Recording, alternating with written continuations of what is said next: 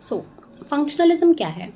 Functionalism जो है एक अप्रोच है जिसको स्टडी की जाती, जिसको यूज़ करके सोसाइटी को स्टडी किया जाता है, सोसाइटी की कॉम्प्लेक्स रियलिटीज़ को स्टडी किया जाता है।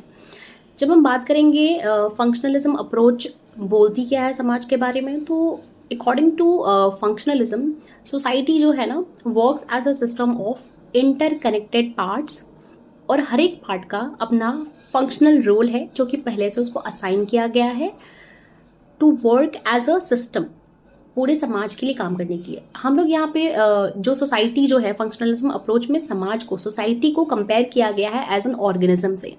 जिस तरीके से वी एज एन ऑर्गेनिज्म, हमारे पास डिफरेंट बॉडी पार्ट्स होते हैं, eyes, nose, teeth, they all have their own functional role to perform. Similarly हमारी जो समाज है, समाज में डिफरेंट डिफरेंट पार्ट्स है, and each part has been assigned functional prerequisite role to perform for the whole society।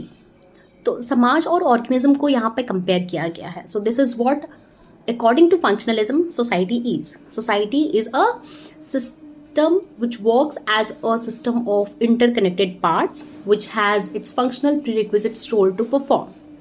कभी कभी जो हमारा फंक्शनलिज्म है उसको पॉजिटिविज्म और फंक्शनलिज्म जो है काफ़ी ज़्यादा सिमिलर समझ लिया जाता है, बट पॉजिटिविज्म जब भी आती है तो positivism is not similar, these both are two different entity. Positivism जो है हमेशा उसमें साइंटिफिक स्टडी को at the heart of discipline माना जाता है, उसमें साइंटिफिक स्टडी को ज़्यादा वैल्यू दी जाती है as compare to functionalism. But हम लोग ये बोल सकते हैं कि फंक्शनलिज्म जो है वो एक पॉजिटिविज्म का ही सबसेट है, but positivism can not be subset of functionalism. बात करेंगे इस अप्रोच को यूज़ किया गया है by different thinkers in different context. For example Malinowski ने इस अप्रोच को यूज़ करके रिलीजन की स्टडी करी है। डेविस एंड मूरे ने इस फंक्शनलिज्म अप्रोच को यूज़ करके स्ट्रेटिफिकेशन ऑफ द सोसाइटी की स्टडी करी है। देन वी हैव मर्डॉक जिसने यूनिवर्सैलिटी ऑफ फैमिली को स्टडी करने के लिए फंक्शनलिज्म अप्रोच का यूज़ किया है।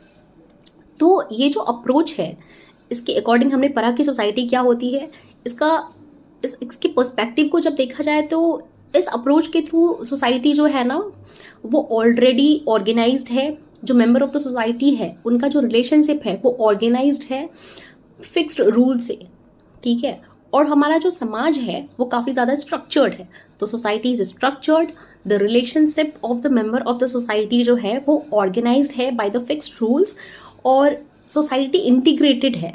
अब सोसाइटी कैसे इंटीग्रेटेड है, तो ये अप्रोच बोलता है कि सोसाइटी जो है इंटीग्रेटेड है जस्ट बिकॉज समाज में एक वैल्यू कंसेंसस है जो कि सारे लोग जो है उसको